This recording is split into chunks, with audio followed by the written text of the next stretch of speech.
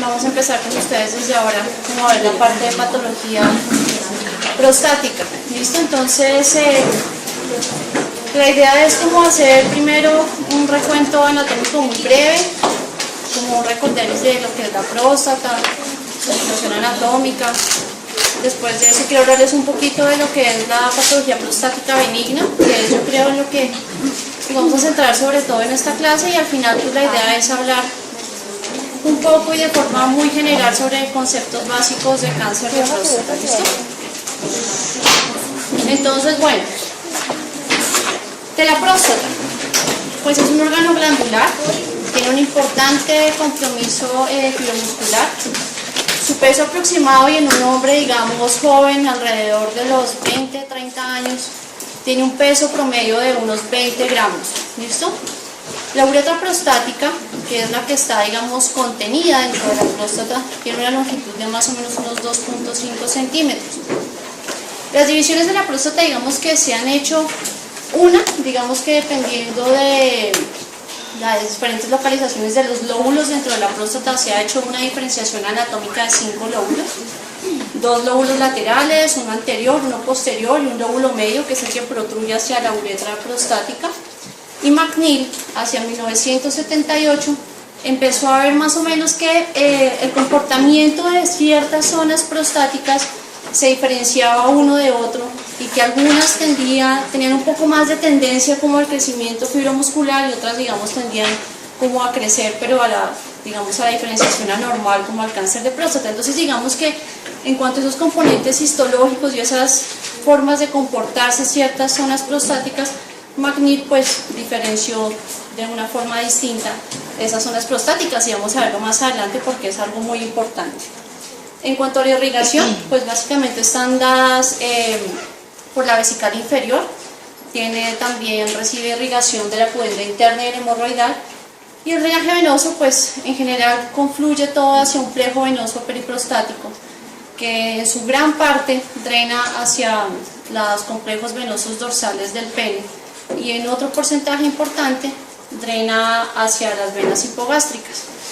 Esto es importante, digamos que el drenaje venoso y el drenaje linfático de la próstata tiene pues como un recorrido inicial siempre hacia los ganglios pélvicos. Bueno, y esto va a ser muy importante, digamos, cuando hablemos ya de la parte de patología prostática maligna. Listo, entonces, en cuanto a relaciones anatómicas, allá hacia el lado de la derecha ven la próstata, hacia su límite inferior vemos lo que es el diafragma urogenital, y esto básicamente que es el piso pélvico, que es esta parte que se ve acá. Hacia arriba, contacto estrecho con el cuello de la vejiga arriba con los meatos ureterales. ¿Listo?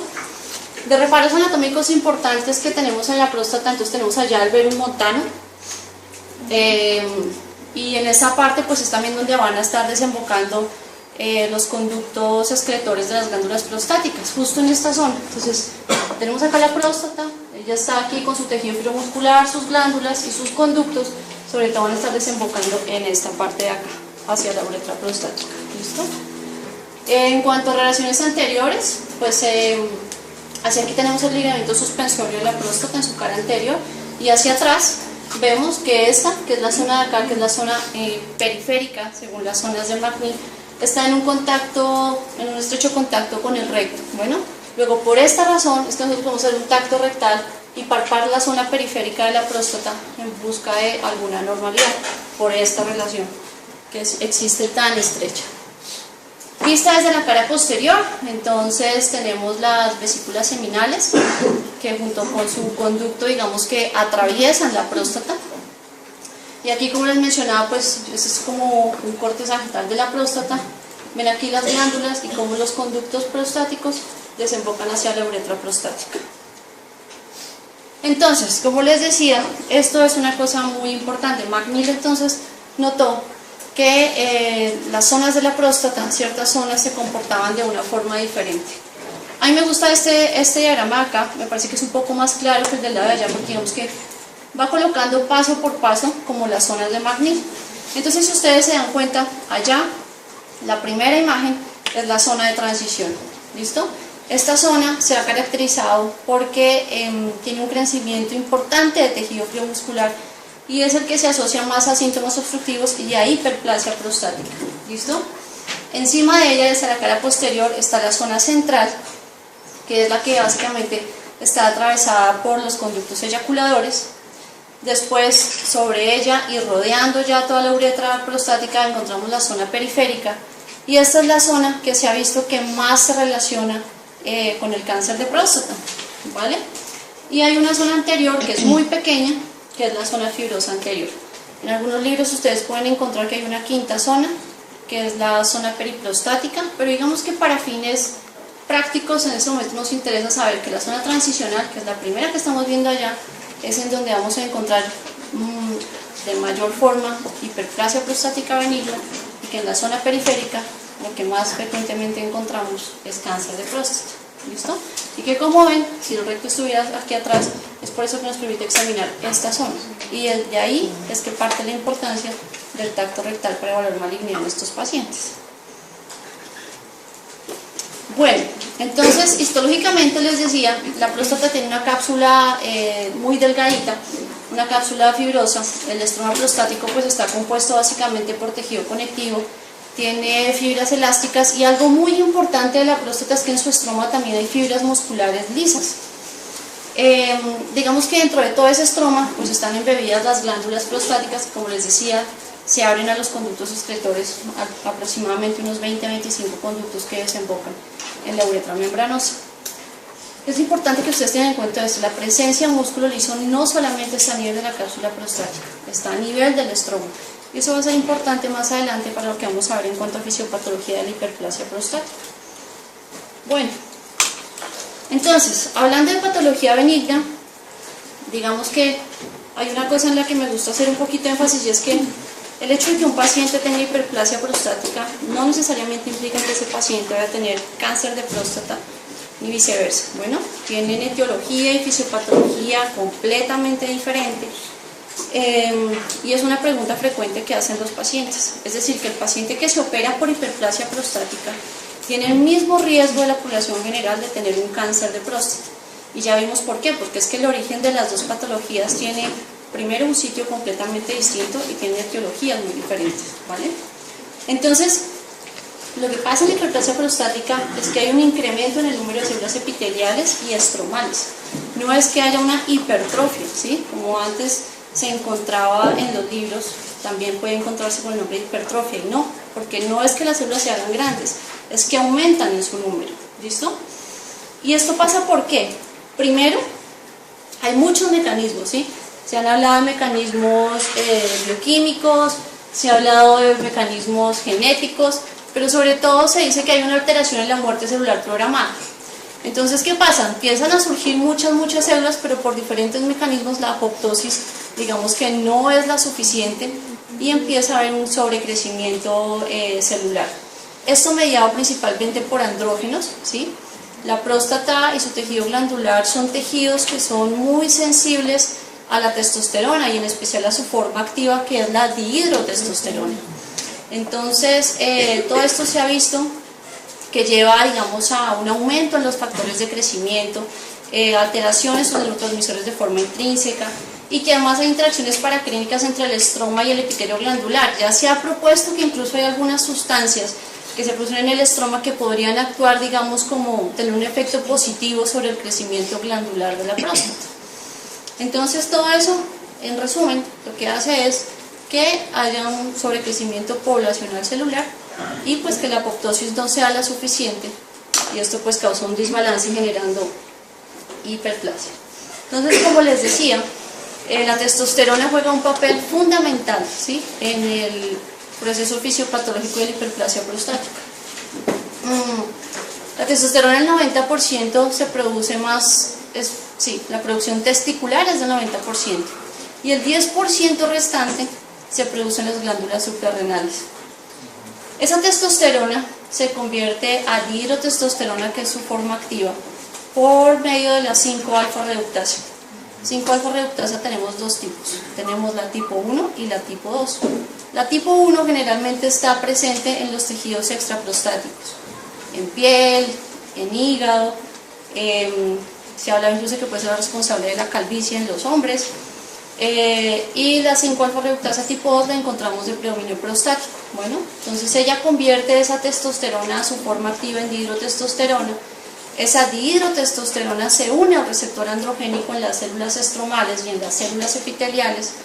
Todo eso se traduce en incremento en la síntesis de factores de crecimiento y adicionalmente en inhibición de la apoptosis. ¿Listo? Entonces, esta es básicamente la fisiopatología pues endocrinológica. Bueno, entonces, ¿qué pasa? Ya sabemos por qué crece la zona transicional, porque todos estos fenómenos se ven predominantemente en la zona transicional.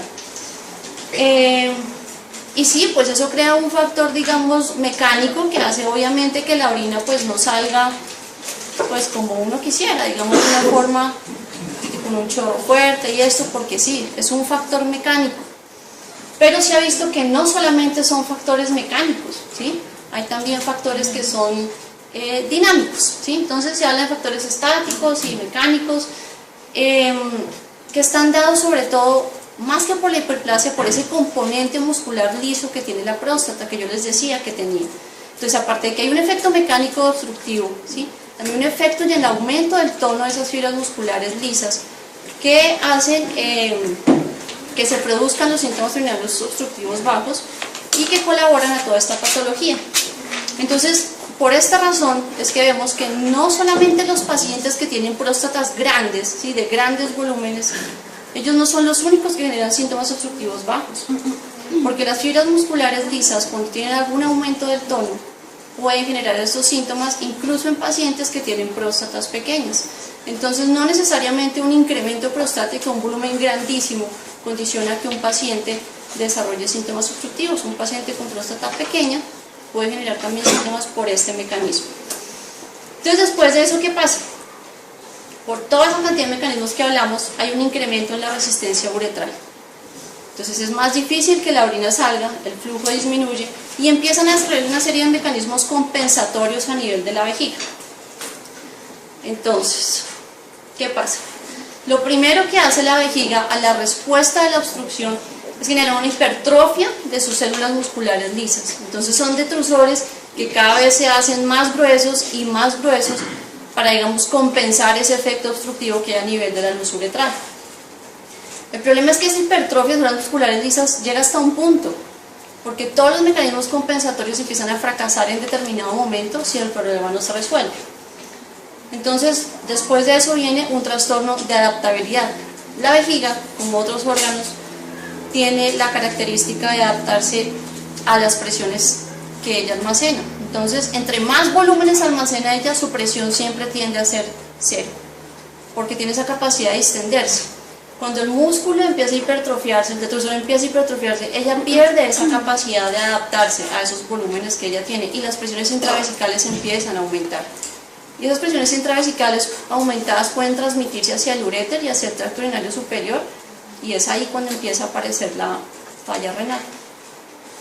Aparte de eso, esa hipertrofia de células musculares lisas, digamos que desencadena todo un mecanismo también que lleva hiperactividad vesical, es decir, que la vejiga, al estar con toda esa hipertrofia de células musculares, durante su fase de llenado no se relaja como debería relajarse, sino que empieza a tener una actividad contráctil incluso durante el llenado, y eso se llama una hiperactividad vesical.